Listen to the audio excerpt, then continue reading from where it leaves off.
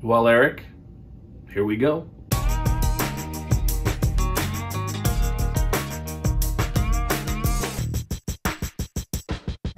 Welcome back to the 813 Whiskey House. My name is Corey, and in case you're new here, I did a video series a while back called Good Booze, Good News. I usually poured a little bit of whiskey, and we talk about something inspiring. And Eric seemed to really like it, and Sherilyn did too. So after a while, though, I got kind of in a bad things happening to good people kind of mode, and I just really stopped doing them. Or I was going to have to change the name of the show to Damn It, Let's Drink, which actually probably would have been a pretty good show. So anyway, I knew when Eric's cancer took a turn for the worse, at some point I'd be asked to talk about him. And listen, once Steve Land starts crying, I'm gonna cry, Neil will cry, Chris will cry, Lance will cry, and I have no chance to make it through it. So video it is. And to be honest, this kind of works anyway, because while Eric's cancer was heartbreaking, or still is heartbreaking, Erich Conklin was always good news. To be completely honest, I'm not even completely sure how Eric and I became such good friends. I mean, it just kind of happened. Although, it is rare when you find another person whose main interests are the same as yours. You know, Star Wars and whiskey and Star Wars and the Beatles and Star Wars. I mean, there's just so much to talk about. And we had started to be good friends before, but man, when we fired up the Amigo Whiskey Syndicate, Eric and I, we were just thick as thieves. The first original 8 met on April 13th, 2018 at precisely 8:13 p.m. The first meeting of the order. And yeah, there were fancy rules and secret society kind of stuff, like calling each other Brother Conklin and Brother Reeves, but that's what made it fun. And Eric loved it more than any of us. I mean, we'd have the monthly gatherings, but Eric, he was the king of the impromptu meeting. That dude would throw an ornery picture of him sipping on a glass of booze somewhere, and boom, it was on. Well, Amigo Whiskey Syndicate, it wasn't just talking about booze. It became a band of brothers, man, and Brother Conklin was just, he was the beating heart of it. We were both just kind of say yes guys, like want to grab a drink?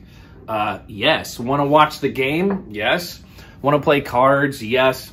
Want to remodel my kitchen? I still can't believe he said yes to that. Want to plan a giant whiskey event? Yes. Want a road trip to Kentucky? Yes. Oh, that Kentucky road trip. Please hold for refuel. So Eric and Sherilyn, they took an epic trip to Kentucky with Kim and I and Chris and Jill Hoopy. Good Lord. We packed 6 of us in the Hoopy Suburban and hit the road.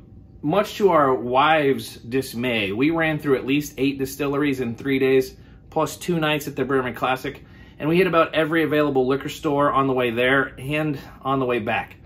We bought so much bourbon that we packed the roof of the cargo carrier full and had to put bottles in with the spare tire to get it all back home. We stayed in a loft apartment across the street from Old Forester in downtown Louisville. Eric was over the moon, and the look on his face when we went to visit Four Roses, forget about it. I got so much joy out of seeing him that happy. He was a kid in a candy store, except it was a candy store full of bourbon. Listen, it was a glorious trip.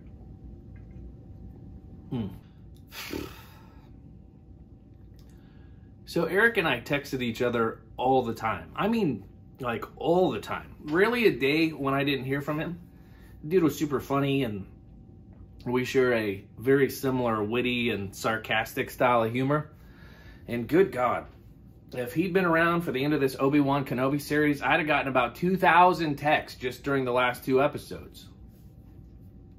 3 times I got a text from Eric that stopped me cold. And they were very similar. If you have a minute today, I need to talk to you. April 29th, 2021, the first day he told me he had cancer.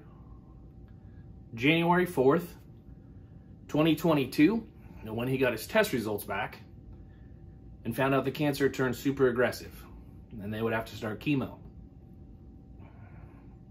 And Wednesday, June 1st, 9:17 in the morning. Erich was supposed to be in Topeka for chemo. And he asked me if I could meet him at 2 o'clock at his house. Then I just knew.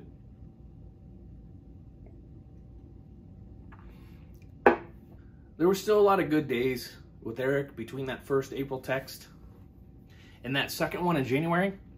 Like great days, actually. 4th of July last year. Whiskey Syndicate at his shop. Ooh.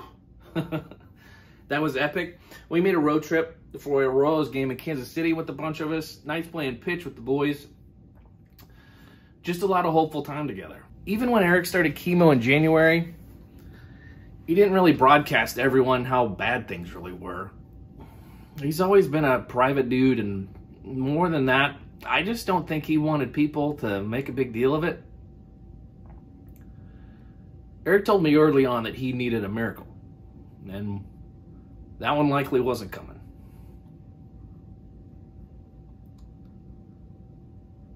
What do you say to your best friend when you know he's dying? Well, I guess you start by trying not to fix it. Because you can't.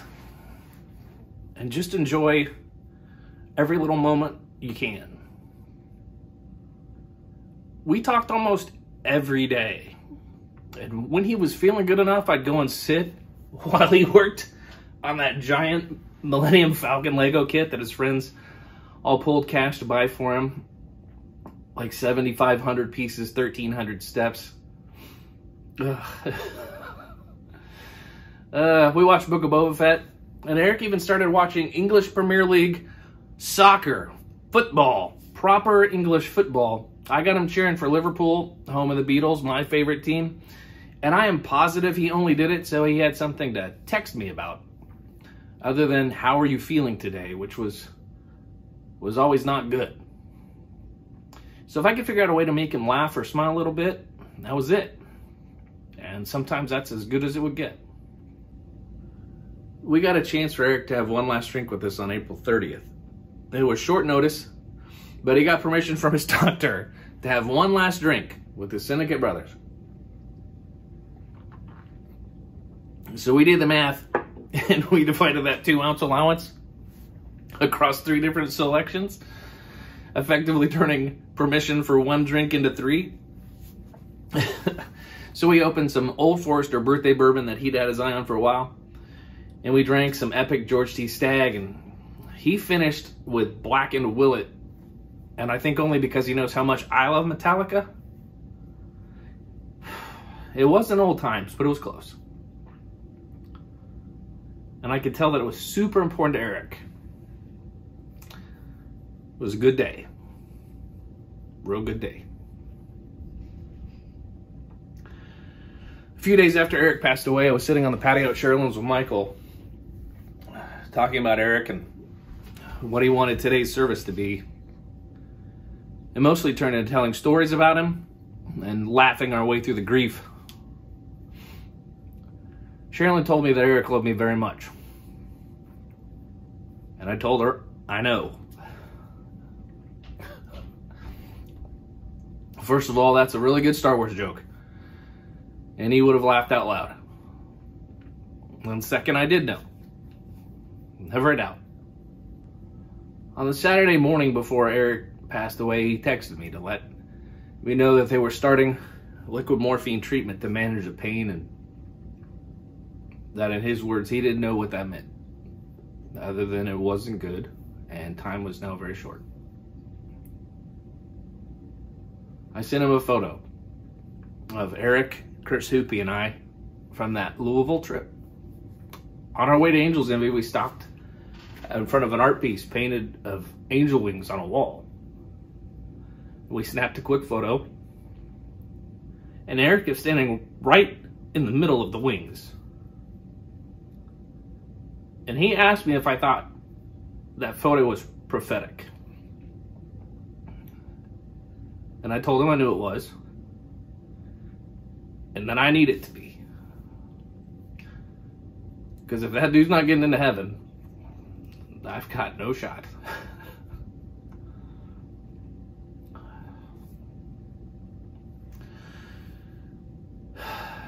So I guess in the end, Erich needed a miracle that he didn't get.